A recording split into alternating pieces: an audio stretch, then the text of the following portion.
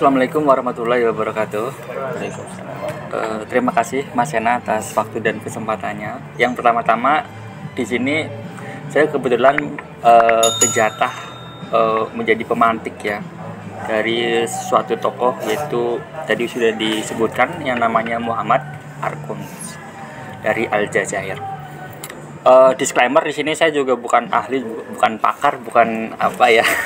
Jadi saya hanya ya sekedar berliterasikan diri, mengeksplor tentang Muhammad Arkun ini sepanjang pembacaan saya. Jadi nanti penjelasan-penjelasannya yang akan saya sampaikan itu adalah hasil dari bacaan-bacaan saya dan pemahaman saya tentang Muhammad Arkun.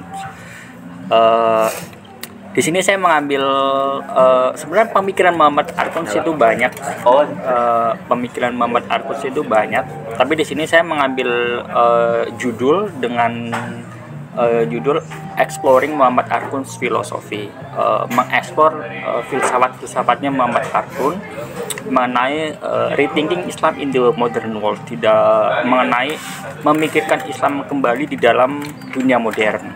Jadi saya mengambil tema ini, itu sebenarnya Muhammad Arkun ya, Exploring Muhammad Arkun's Philosophy, Rethinking Islam in the Modern World.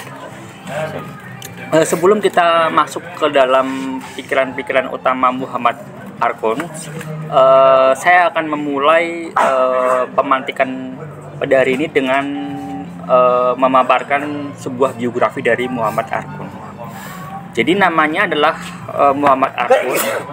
Ia adalah seorang filsuf atau pemikir Islam yang terkemuka dari Aljazair, tadi sudah dijelaskan. Dia lahir pada 1 Februari 1928 di Aljazair, khususnya di kota Tauhid Miomun ya. Kemudian ayahnya bernama Ali Arkun, ibunya juga bernama Zahra Arkun. Jadi dia dari keluarga Arkun sebenarnya. Keluarganya berasal dari nomor meja, Mas. Nomor mejanya, Mas. Di keluarganya ini berasal dari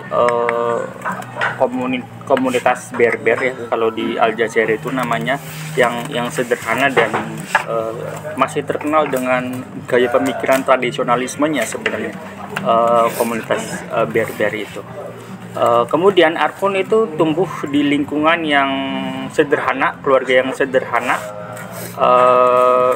juga lingkungannya masih terkenal tradisional ya. Jadi keluarganya dia tumbuh dengan hidup sederhana dan tradisional. Jadi sebenarnya masa-masa hidupnya juga ya seperti orang-orang biasa, mungkin seperti kita ya. sederhana. Kemudian Arkun menempuh pendidikan dasar.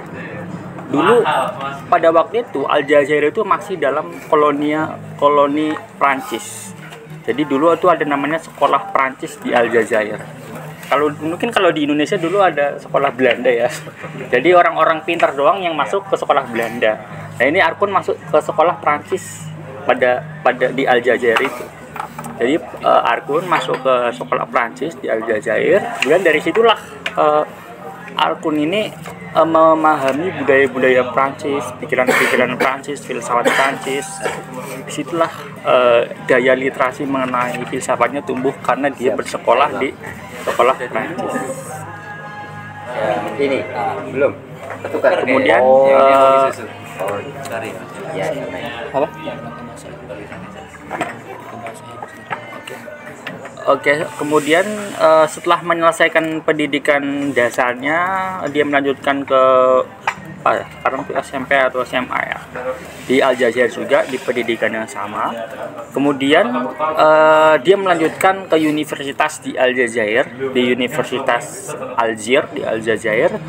Dia menyelesaikan di bidang filsafat dan sastra di Aljazair itu S1 ya kalau sekarang. Setelah dari situ dia tidak langsung melanjutkan S2 sebenarnya. Dia bekerja dulu jadi asisten dosen di Universitas Algiers itu di Aljazair. Barulah dia melanjutkan studinya S2 dan doktoralnya di Prancis.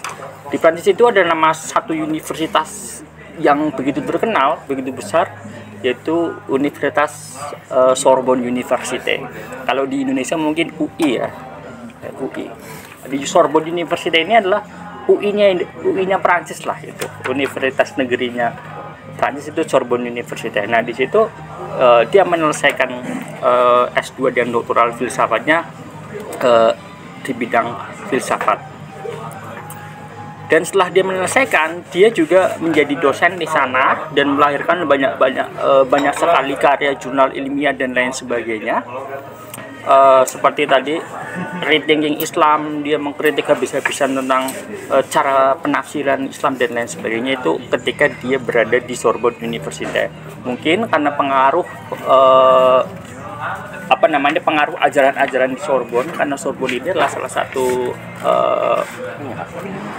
salah satu universitas filsafat yang sangat populer ya di dunia. Jadi dia terpengaruh dari filsuf Sorbonne. Kemudian Muhammad Arkoun menghabiskan masa hidupnya di Paris. Dia meninggal pada tanggal 14 September 2010 di Paris, di Prancis. Meskipun dia telah tiada, tapi pikiran-pikiran yang mengkritisi tentang dunia Islam masih eksis hingga sekarang. Nah, itu mungkin pengantar singkat mengenai biografi Muhammad Arkoun dari masa kelahiran, sejarah, dan karir hingga meninggalnya. Kemudian kita lanjut kepada karya-karya yang dilahirkan oleh Muhammad Arkoun ya.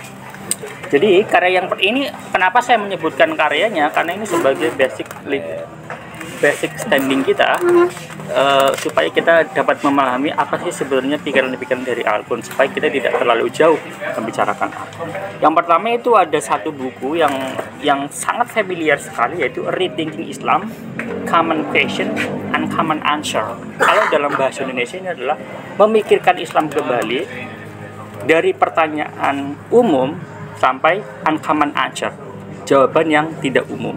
Nah, ini membahas tentang ekspresi, tentang pertanyaan-pertanyaan teologis, tapi dengan jawaban-jawaban yang rasional. Intinya tentang membahas hal-hal seperti itu, mempertanyakan kembali Islam itu apa dengan jawaban-jawaban yang memang logis dan masuk akal. Kemudian ada buku yang kedua yang menurut saya cukup menarik juga, yaitu Islam to Reform or to Subvert, mereformasi atau Islam itu tumbang. Nah, jadi nanti pikiran-pikiran Arkoun itu akan membahas tentang bagaimana reformasi Islam itu bisa terjadi di dalam dunia modern. Arkoun membahas tentang dilema reformasi dalam dunia Islam.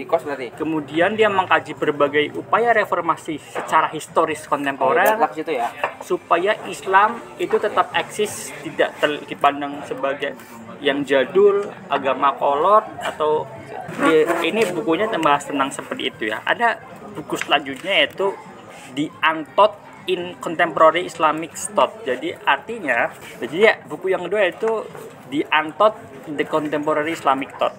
Kalau dalam bahasa Indonesianya itu The Unthought itu sesuatu yang tidak terpikirkan in the Contemporary Islamic Thought, di dalam pemikiran Islam kontemporer. Jadi Arkoun ini membahas sebuah pikiran-pikiran yang tidak terpikirkan di dalam dunia Islam modern.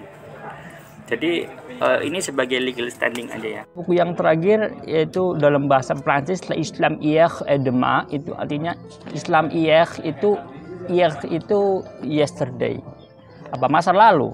Demain itu artinya hari ini. Jadi di buku yang kelima ini dia membahas tentang bagaimana Islam di masa history, di masa sejarah, dan di masa sekarang. Nah, dia nanti mencoba bagaimana menjelaskan perjalanan Islam secara historis dan bagaimana kita harus stay relevan, even kita beragama Islam, dan kita harus tetap stay relevan dalam artian pemahaman kita terhadap Islam tanpa melupakan hal-hal yang fundamental.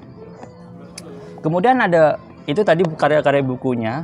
Saya juga menyebutkan asbabun nuzul, pikiran-pikiran Arkoun itu dipengaruhi oleh siapa sih? ya. Asal usulnya tuh apa gitu ya. Asal usul kenapa Arkun bisa berpikir sebagai Islam kontemporer dan lain sebagainya, itu pertama adalah pikiran dari dia terpengaruh oleh Al-Farabi. Al-Farabi dia terpengaruh tentang pikiran Al-Farabi tentang penafsiran teks agama. Dia terpengaruh di dalam bab itu. Kemudian ada Ibnu Rus tentang bagaimana dia mendamaikan antara filsafat Yunani, filsafat Muslim dan lain sebagainya. Terus dia terpengaruh oleh namanya Michel Foucault. Michel Foucault itu salah satu filsuf dari Prancis yang memiliki teori tentang pengetahuan dan kuasa, memiliki hubungan relasi, dan itu nanti Arkun terpengaruh dari pikiran-pikiran Foucault juga. Kemudian dia terpengaruh juga oleh Derrida. Derrida itu salah satu filsuf. Dia memiliki satu pandangan tentang dekonstruksi ya. Dekonstruksi dia nanti dipakai juga oleh Arkun, dekonstruksi Derrida untuk memahami teks-teks Islam. Dan yang terakhir dia terpengaruh oleh Ricoeur mengenai pemahaman tentang historis Islamnya, untuk memahami hal itu. Sebenarnya banyak tokoh-tokoh yang mempengaruhi Arkun, sebagaimana De Saussure dia di semiotikanya dan lain sebagainya. Ini saya menggunakan bahasa filsafat tadi mungkin terlalu ini ya, saya menggunakan karena mungkin ini filsuf dari filsafat, tapi saya akan menjelaskan secara sederhana ya, mencoba secara sederhana. Jadi itu tadi ada karya bukunya dan ada tokoh-tokoh yang mempengaruhinya. Kemudian kita melanjut ke bab selanjutnya, yaitu tentang pikiran-pikiran Arkun. Di bab ini kita akan membahas hermeneutik kritis Muhammad Arkun, atau kalau dalam bahasa sederhananya adalah sebuah pendekatan ilmiah dalam memahami studi Islam. Jadi Arkun mempunyai pikiran-pikiran dalam memahami teks-teks Islam. Yang pertama ada metodologi historis kritis. Jadi Arkun dalam memahami Islam itu, dalam memahami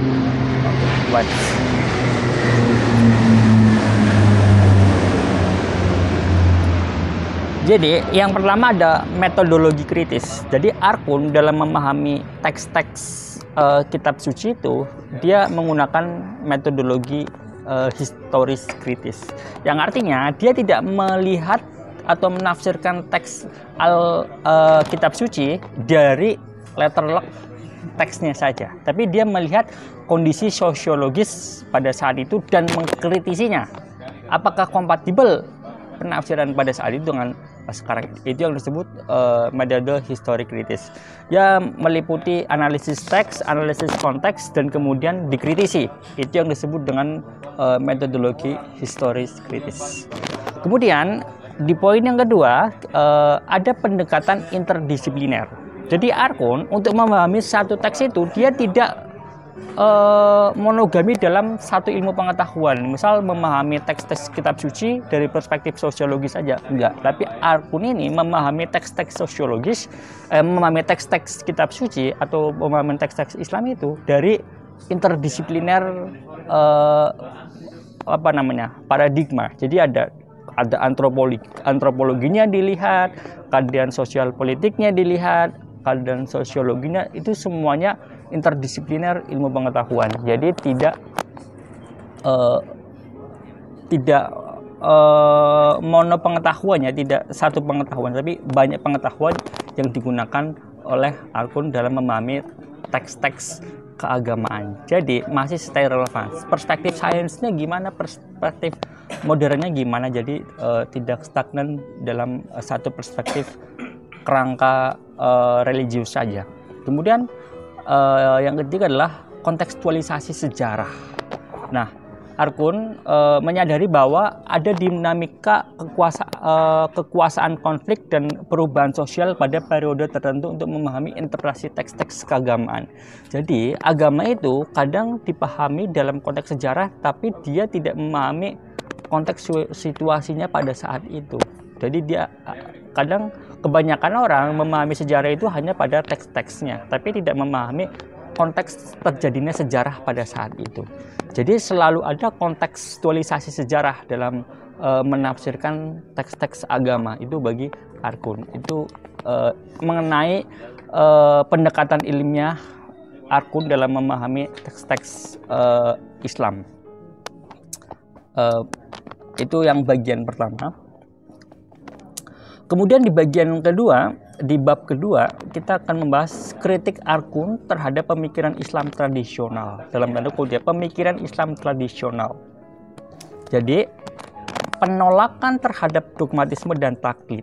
Arkun ini menolak terhadap dogmatisme dan taklid dalam tanda kutip. Arkun menentang sikap dogmatisme dan praktis taklid dalam pemikiran Islam.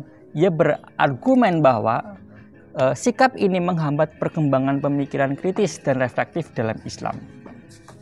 Jadi yang dimaksud Arkun dia menolak dogmatisme dan taklid itu bagaimana?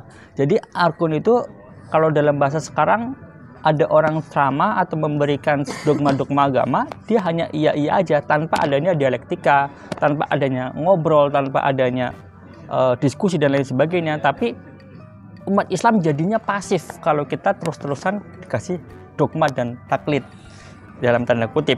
Arkun dia mengkritisi hal itu, mengkritik Islam tradisional itu hanya menerima dogma-dogma saja, tidak ada diskusi, jadi iya aja, jadi tidak terjadi percakapan di antara dunia Islam. Jadi Arkun mengkritiki hal tersebut. Kemudian di poin yang kedua yaitu kritik terhadap pendekatan tekstual yang kaku. Nah, jadi Arkun juga mengkritik umat Islam yang hanya menafsirkan atau menginterpretasikan teks-teks keagamaan itu hanya dibatasi oleh teks-teks yang kaku. Oh, hanya secara lugawi atau secara fonetik atau secara linguistik saja. Dia kaku, oh ini gini. Tapi dia tidak memahami konteks pada saat teks itu muncul dan ditarik kepada zaman yang lebih modern dan modern, dia tidak mengaktualisasi. Nah, itu dia mengkritikkan. Kadang ada orang yang saklek, secara teksnya gini, nggak bisa diubah-ubah. Nanti dulu, Arkun bilang gitu, kita harus pahami teks itu kapan muncul, dan teks itu kapan menjadi relevan pada saat ini. Nah, itu dikritik juga oleh Arkun kepada kalangan umat Islam tradisional pada saat itu. Kemudian poin selanjutnya adalah penolakan terhadap klaim absolut kebenaran. Bagi Arkun tidak ada tafsir yang absolut. Absolut itu yang saklek. Oh, tafsir ini ya harus ini, semuanya harus sama. Kalau yang nggak sama ya berarti itu salah. Nah, Arkun menolak hal-hal yang seperti itu. Bagi Arkun tidak ada tafsir yang atau klaim absolut, klaim kebenaran yang saklek. Jadi masih ada potensi yang namanya tafsir atau yang namanya pemahaman itu masih ada potensi untuk berubah. Karena apa? Karena masih ada ruang diskusi, ada ruang pembaharuan. Kita nggak tahu nih zaman kedepannya apakah tafsir pada hari ini masih relevan nggak di 100 tahun nanti. Kan belum tentu, masih ada faktor sosiologis yang mempengaruhi pikiran-pikiran manusia untuk mendiskusikan pemahaman ini.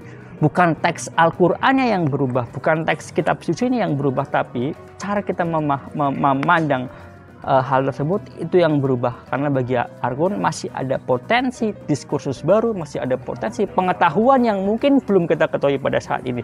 Jadi dia membuka ruang dan dia tidak mengabsolutkan satu klaim kebenaran. Itu di bab kedua tentang kritik Arkun terhadap pemikiran Islam tradisional. Kemudian kita masuk kepada konsep dekonstruksi dalam memahami teks-teks kitab suci ya. Nah, dekonstruksi ini sebenarnya adalah satu teori dari filsuf namanya Derrida. Jadi dekonstruksi adalah suatu metode kritis dalam memahami suatu teks yang digunakan Arkun. Metode kritis untuk memahami suatu teks yang digunakan Arkun. Contohnya begini.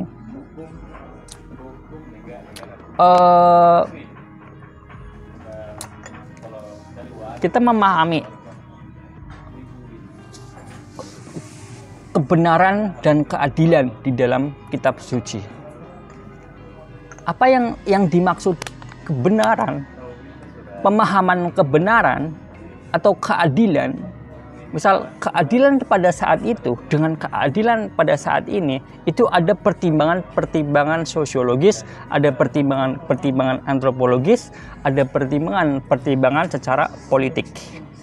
Jadi penafsiran terhadap keadilan potentially pada saat itu mungkin bisa dibilang adil. Pada saat sekarang karena sudah ada pergeseran faktor sosiologis dan faktor politik, bisa jadi penafsiran tentang keadilan itu berbeda pada zaman dulu dan pada zaman sekarang secara penafsirannya, bukan secara fundamentalnya. Itu dekonstruksi yang digunakan Arkun dalam memahami teks-teks keagamaan. Jadi harus dikritisi. Bisa jadi ada yang beda nih, ada yang sudah berubah nih. Jadi tidak statis, tidak selalu sama linear, tapi ada perubahan-perubahan faktor sosiologis, politik dan lain sebagainya. Itu konsep dekonstruksi yang digunakan Arkun dalam memahami teks-teks keagamaan. Jadi kita lanjut ke chapter 3, yaitu konsep kontemporer Muhammad Arkun.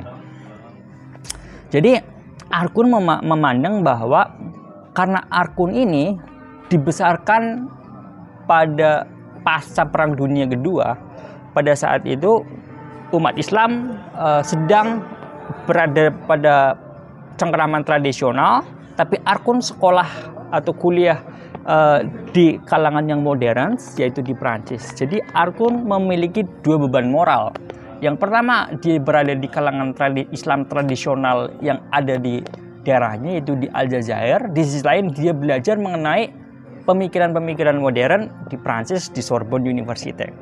Jadi di sini Arkun memandang bahwa Islam di tempatku kok cara pikirnya kaku ya. Sedangkan cara berpikir orang Barat itu begitu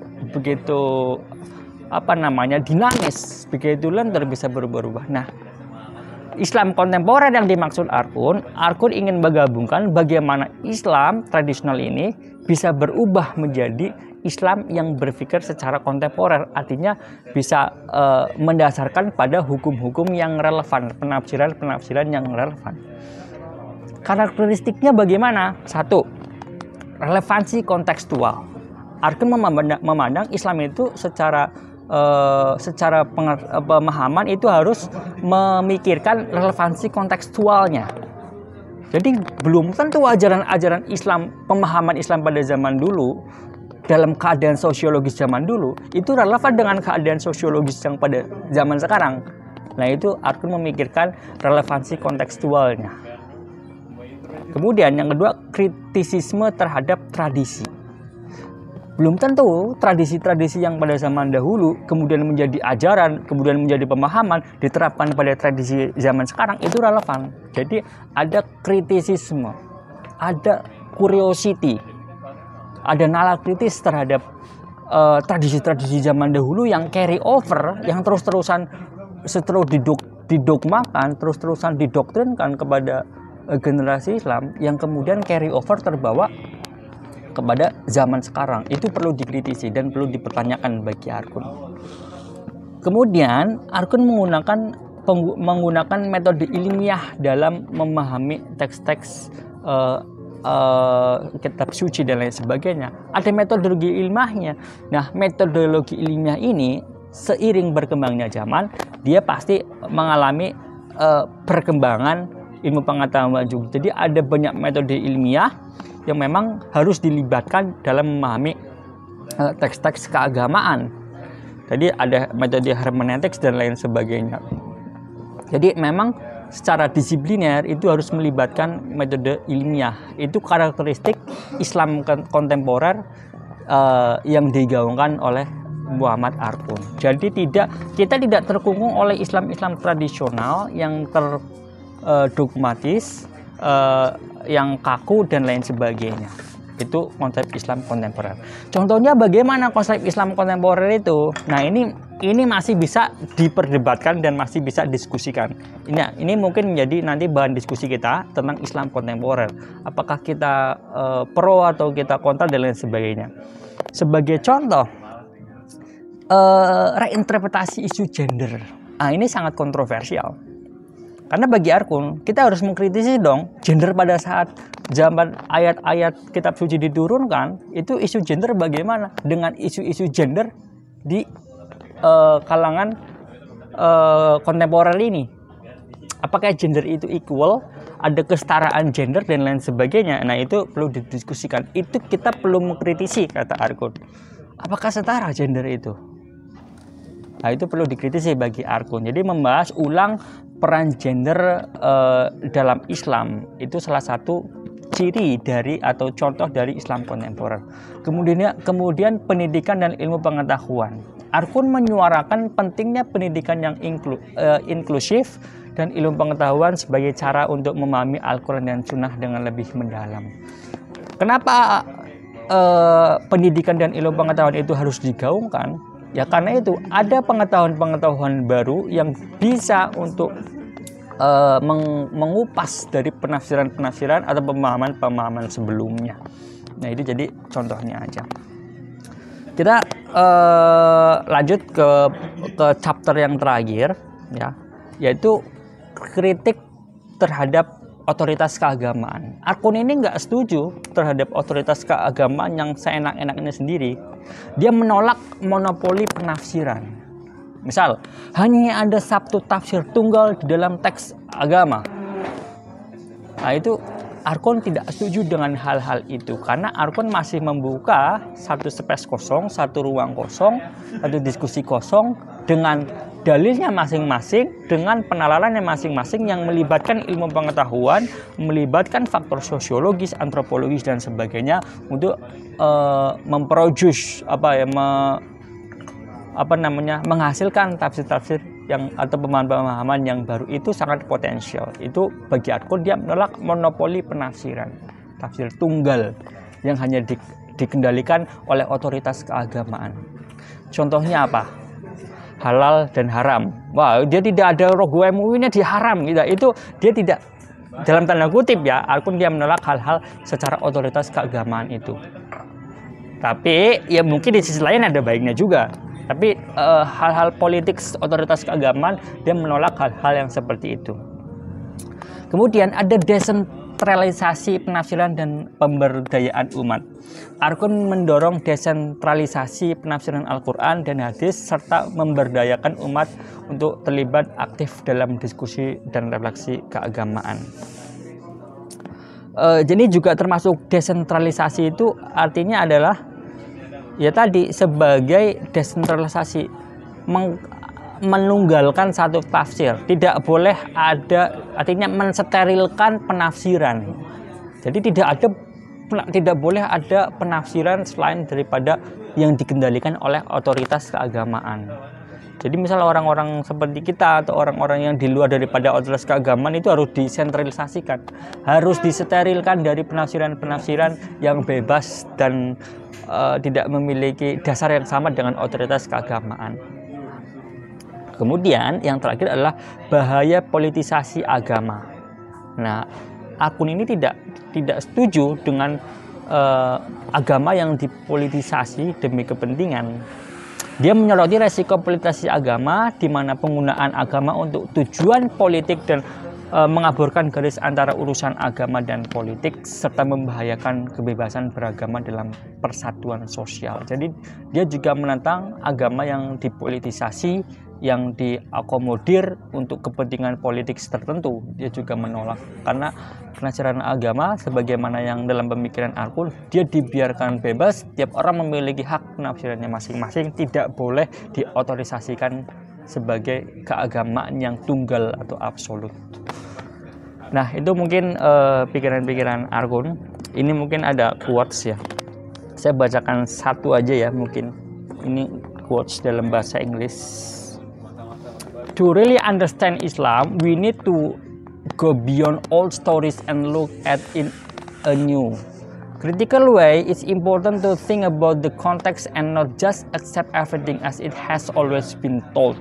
Jadi intinya di quotes ini, untuk memahami Islam kita harus berpikir, go to beyond all stories, berpikir melampaui sejarah-sejarah atau doktrin-doktrin yang sudah digaungkan sejak dulu. Kita harus melampaui itu, ya. Karena kenapa kita harus melampaui itu? Kita harus menerima pengetahuan-pengetahuan baru, segala sesuatu yang baru untuk bisa mengupgrade pemahaman-pemahaman baru. Karena pemahaman pada zaman dulu itu belum tentu sama dengan pemahaman pada zaman sekarang. Itu quotes. Saya bacakan satu lagi deh.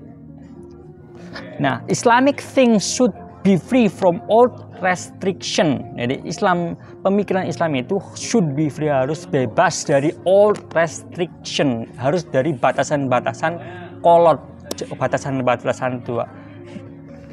This way it can talk to and understand the modern world better. Karena ketika kita terkungkung dalam pikiran-pikiran yang kolot, kita tidak bisa grow up, tidak bisa tumbuh di dalam dunia modern. We need to open our mind to new ideas and discussion. Kita membutuhkan pikiran baru, kita butuh membuka pikiran kita supaya kita bisa tetap relevan di dalam dunia yang modern. Nah, mungkin itu pemaparan saya. Mohon maaf cukup panjang ya dan cukup membosankan karena ini pemaparan mungkin dari perspektif filsafat dan metodologisnya, ya mungkin secara teoritis ya sebagaimana adanya. Itu penjelasan dari saya. Mungkin nanti dari teman-teman ada sanggahan atau tidak setuju dengan pikiran-pikiran Arkun, silakan boleh dikemukakan.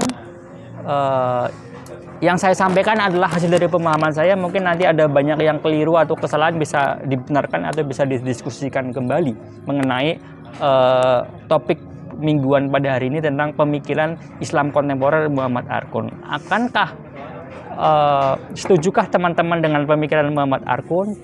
Islam itu harus stay relevan atau memang harus terpacu pada teks-teks agama yang seharusnya ditafsirkan sebagaimana adanya gitu ya. Mungkin itu, terima kasih.